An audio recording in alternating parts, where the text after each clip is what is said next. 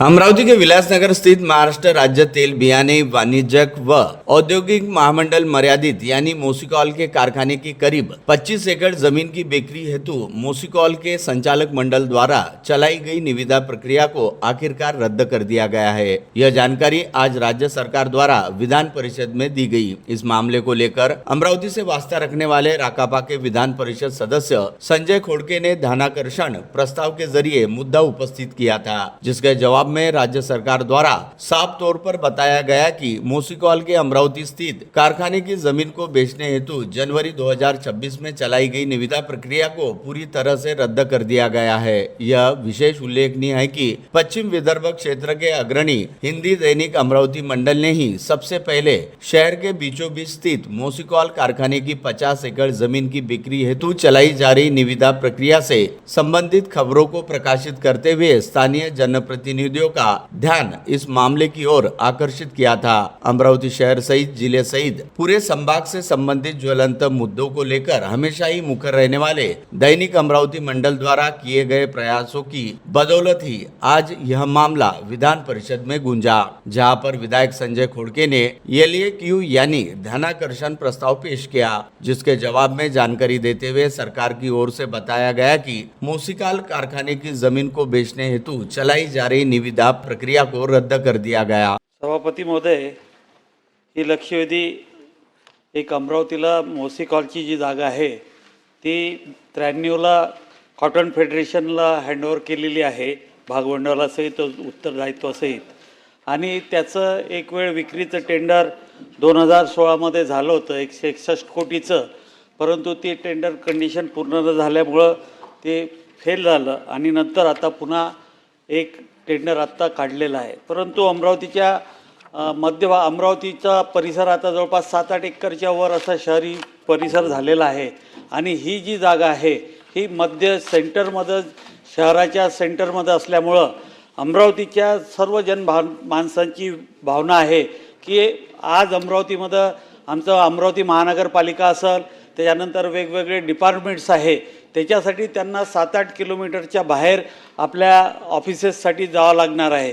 त्याच्यामुळं सर्व अमरावतीकरांची आणि सर्व माझी या संदर्भात पालकमंत्र्यांसोबत सुद्धा चर्चा झाली होती आणि त्यांनी सांगितलं होतं की ही जागा कॉटन फेडरेशनने विकू नये आणि ती जागा खऱ्या अर्थानं शासनाकडे हँडओव्हर करून तिथं शासकीय जे काही कार्यालय असतील, कॉर्पोरेशनचे ऑफिस असतील, अजून वेगवेगळे कार्यालय आहे त्याच्यासाठी राखीव ठेवू असं आमची चर्चा झाली होती। परंतु मधातल्या पिरियडमध्ये एक टेंडर आलेलं आहे आणि हे टेंडरसुद्धा अमरावतीमध्ये मंत्री महोदय, मी तुम्हाला सांगतो की या टेंडरच्या संदर्भात फार वेगवेगळ्या चर्चा आहे, कारण की मला 200% माहीत आहे की हे टेंडर भरताना काही लोकांनी एकमेकाला पॉलिटिकल म्हणजे मारापर्यंत चर्चा झाल्या, खूप टेंडर भरू नको, तू टेंडर भरू नको, हे पॉलिटिकल दबाव आणून हे थांबवलं आणि ज्या जागाची किंमत आज 600 कोटी आहे ती टेंडर मला 200% माहीत आहे की 190च्या 200च्या मध्ये हे टेंडर आलं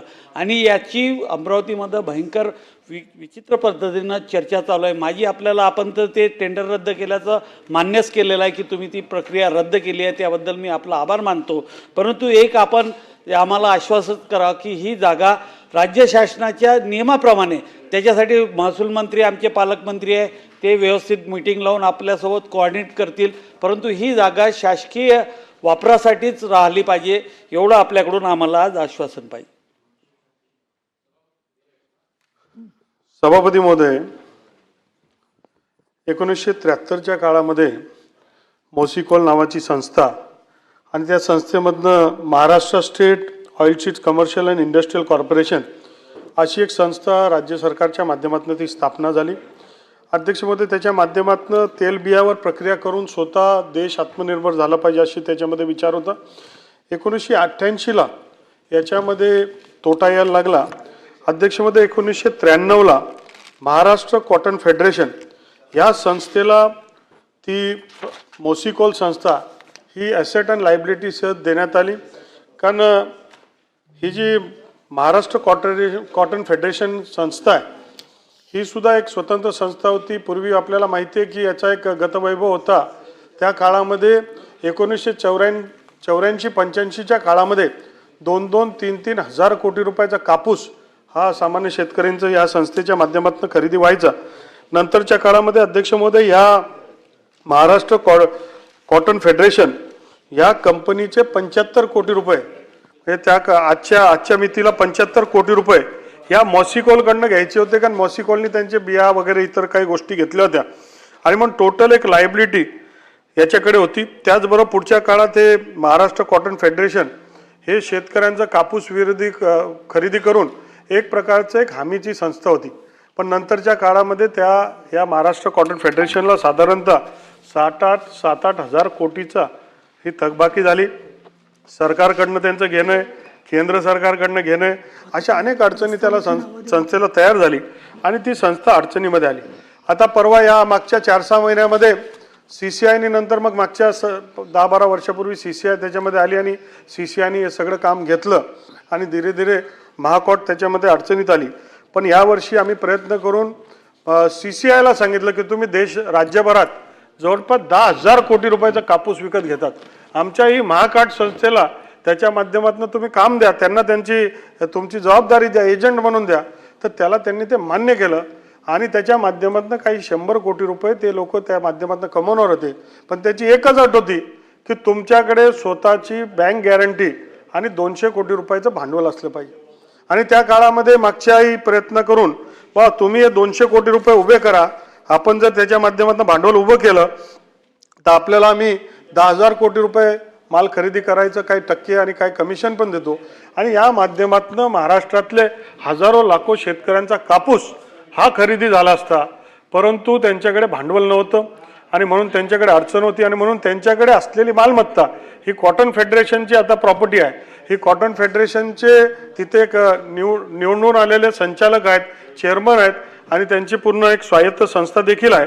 आणि म्हणून त्यांचं म्हणणं आहे की आमच्या कामासाठी आम्हाला ही संस्था टिकवली पाहिजे, जगवली पाहिजे, शेतकऱ्यांचा कापूस विकत घेतला पाहिजे आणि मग आम्हाला ही जागा आम्हाला लागणार आहे, याच्यामधनं आम्ही मॉनिटाईज करणार, कारण आमचं त्या संस्थेकडे घेणं आहे आणि सरकारकडनंही घेणं आहे आणि म्हणून त्या संदर्भात त्यांनी अशी भूमिका घेतली. अध्यक्ष मंत्री महोदय म्हणतात की ती जागा विकून आम्हाला 200 कोटी रुपये किंवा, परंतु ही तर जागा तो म्हणजे भागभांडवल उभं करून किंवा त्यांना जी कंडिशन CCIने टाकलेली आहे त्या संदर्भात त्यांचं म्हणणं आहे. तर कॉटन फेडरेशनकडं भरपूर जागा आहे, जवळपास नाही काही तर 1,000 कोटीच्या वर जागा आहे. कॉटन फेडरेशनकडे जागेची कमी नाही आहे, परंतु ही तेलबियाची आलेली त्यांच्याकडे भागभांडवल म्हणून आलेली जमीन विकण्याचं काही कारण नाही ना. ती त्यांना अजून भरपूर जागा आहे, त्या विकून ते करू शकतात. जी मार्केटमध्ये जागा नाही अशाही जागा विकून ते करू शकतात. त्यांच्याजवळ जागेची कमी नाही आहे. प्रत्येक शहरामध्ये विदर्भात म्हणा, खानदेशात, मराठवाड्यात लागल तेवढ्या जागा कॉटन फेडरेशनकडे आहे. त्याच्यातली कोणतीही जागा करून घेऊ शकतात किंवा सरकारसुद्धा त्यांना पैसे देऊ शकतात. परंतु या संदर्भात आपण एखादी बैठक लावून आम्ही आमचे पालकमंत्र्यांनाही विनंती करतो आपल्यासोबत बैठक करून, परंतु ही जागा विकणं, कारण की ही जागा अमरावती शहरातला कोणीही लोक तुम्ही विकायला गेले तरी ही विकू देणार नाही. जनभावना या जमिनीच्या बाबतीत अमरावती शहराच्या लोकांची भयंकर तीव्र आहे. तुम्ही विकली तरी तिथं कोणालाही ती ताब्यात जाऊ देणार नाही, कारण की ती एवढी एकच जागा आता अमरावती शहरात आहे की जिथं काहीतरी सरकारी काम करू शकतो, नाही तर 8-10 किलोमीटरच्या बाहेर जावं लागणार आहे. माझी पुन्हा मंत्री महोदयाला विनंती आहे की आपण जो मुद्दा सांगितला की आम्हाला ते भागभांडवल पाहिजे किंवा पैसे पाहिजे म्हणून आम्ही केलं, त्याच्यासाठी आपण पर्यायी व्यवस्था करावी आणि ही जागा विकणार नाही या संदर्भात आम्हाला आश्वस्त करावं. सभापती महोदय, मान्य दरेकर साहेबांनी जो प्रश्न विचारला होता त्याच्यामध्ये गोयल समिती मागच्या काळामध्ये अधिकची माहिती आहे की स्थापन झाली होती. मागचे जे मुख्य म्हणजे मागचे ACS गोयल समिती, गोयल साहेबांच्या नेतृत्वाखाली एक समिती स्थापन होऊन त्यांचा अहवाल हा सुद्धा प्राप्त झाला आहे आणि त्या अहवालावर विचाराधीन आपण असून या संस्थेच्या बाबतीत काय केलं पाहिजे तो विचार आहे. मोसिकॉल संस्था जी आहे ना तिच्याकडनं कॉटन फेडरेशनचे 75 कोटी रुपये घेणे आणि म्हणून ती त्यांच्या अखत्यारीतली बाब आहे. परंतु मान्य ज्येष्ठ सदस्य संजयजी खोडके साहेब यांनी जी सूचना दिली याला त्या कॉटन फेडरेशनच्या अधिकारी आणि त्यांच्या संचालक मंडळापर्यंत पोहोचून त्या माध्यमातून काही मार्ग काढता येईल का तसा विचार करण्यात येईल.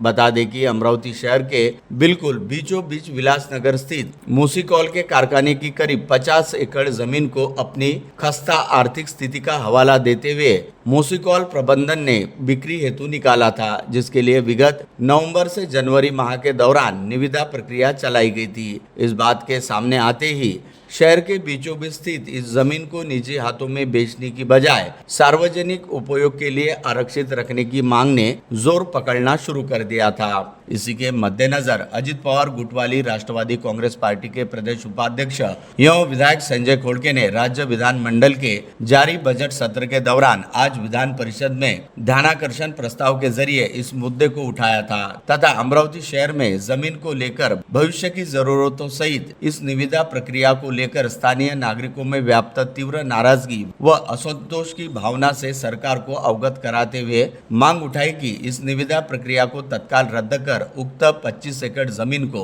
सरकारी व सार्वजनिक कार्य हेतु राज्य सरकार द्वारा त्वरित अधिग्रहित व आरक्षित किया जाए। विधान परिषद सदस्य संजय खोड़के ने नियम 101 के तहत ध्यानाकर्षण प्रस्ताव पेश करते हुए इस जमीन को निजी हाथों में देने के निर्णय पर सवाल उठाए और इसे जनहित में सरकारी उपयोग के लिए सुरक्षित रखने की मांग की। उन्होंने कहा कि अमरावती में कपास उत्पादक महासंघ के अंतर्गत आने वाले मूसिकॉल कारखाने की यह जमीन पहले भी विकास के लिए प्रस्तावित की गई थी, लेकिन तकनीकी कारणों से प्रक्रिया पूरी नहीं हो सकी। अब फिर से लगभग 25 एकड़ सरकारी जमीन बिक्री के लिए निकालने और नई निविदा टेंडर प्रक्रिया शुरू करने की जानकारी सामने आई है, जिसे तत्काल रद्द किया जाना चाहिए। विधायक संजय खोड़के ने कहा कि यह जमीन शहर के प्रमुख क्षेत्रों में स्थित है और भविष्य में जहां जिला स्तरीय सरकारी कार्यालय, न्यायालय परिसर या अन्य सार्वजनिक सुविधाएं विकसित की जा सकती है। उन्होंने आरोप लगाया कि स्थानीय जनता की लगातार मांग के बावजूद सरकार इस जमीन को सार्वजनिक उपयोग के लिए आरक्षित रखने पर विचार नहीं कर रही, जिससे नागरिकों में असंतोष बढ़ रहा है। विधायक संजय खोड़के द्वारा उपस्थित किए गए मुद्दों पर जवाब देते हुए राज्य के पणन मंत्री द्वारा सरकार की ओर से स्पष्टीकरण दिया गया और बताया गया कि मूसिकॉल की आर्थिक स्थिति खराब होने के कारण पहले ही इसकी संपत्तियों के निपटारे का निर्णय लिया गया था। इस संबंध में सरकार ने 1993 में ही मूसिकॉल की संपत्तियों और देनदारियों को महाराष्ट्र राज्य सरकारी कपास उत्पादक पणन महासंघ को सौंपने का निर्णय लिया था। इसके बाद अमरावती की जमीन की बिक्री के लिए 4 बार ई निविदा जारी की गई, लेकिन 2 बार बोली प्राप्त नहीं हुई। वर्ष 2015 में आयोजित निविदा प्रक्रिया में लगभग 161 करोड़ रुपए की सर्वोच्च बोली प्राप्त हुई थी, जिसे सरकार ने मंजूरी भी दी थी। हालांकि निर्धारित समय में पूरी राशि जमा नहीं होने के कारण निविदा रद्द कर दी गई और सुरक्षा जमा राशि जब्त कर ली गई। इस मुद्दे को लेकर मामला बॉम्बे हाईकोर्ट की नागपुर स्थित खंडपीठ में भी पहुंचा था। अदालत ने निविदा धारक को तय समय तक राशि जमा करने का निर्देश दिया था, लेकिन जमा राशि न होने पर निविदा प्रक्रिया रद्द कर दी गई। बाद में सरकार ने परियोजना प्रबंधन सलाहकार नियुक्त कर जमीन की बिक्री की प्रक्रिया फिर से शुरू करने की मंजूरी दी और ई निविदा प्रक्रिया लागू करने का निर्णय लिया। हालांकि हाल ही में जनवरी 2026 में शुरू की गई नई निविदा प्रक्रिया भी रद्द कर दी गई। सरकार की ओर से दिए गए जवाब के उपरांत विधायक संजय खोड़के ने कहा कि अमरावती शहर के विकास को देखते हुए इस जमीन का उपयोग सरकारी कार्यालय, न्यायालय परिसर या अन्य सार्वजनिक परियोजनाओं के लिए किया जाना चाहिए। उन्होंने सरकार से मांग की कि इस जमीन को निजी बिक्री के बजाय भविष्य की प्रशासनिक जरूरतों के लिए आरक्षित रखा जाए। ब्यूरो रिपोर्ट, मंडल न्यूज, अमरावती।